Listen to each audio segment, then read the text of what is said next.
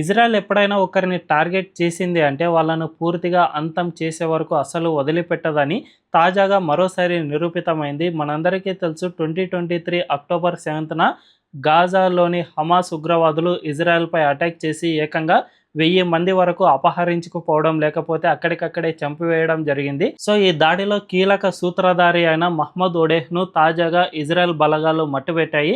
ఆయన రీసెంట్గా కొద్ది వారాల క్రితమే ఈ హమాస్ దళాలకు అధినేతగా ఎన్నికయ్యారు. అలాంటి వ్యక్తిని ఇజ్రాయెల్ దళాలు మట్టుబెట్టాయి అంటే ఖచ్చితంగా తాను ఎప్పుడైనా ఒకరిని టార్గెట్ చేసే వాళ్ళను ఎట్టి పరిస్థితుల్లోనూ వదిలిపెట్టబోము. అండ్ అతని స్థాయి ఎంతగా అయితే పెరుగుతుందో అంత త్వరగా మేము వాళ్ళను చంపేస్తాము.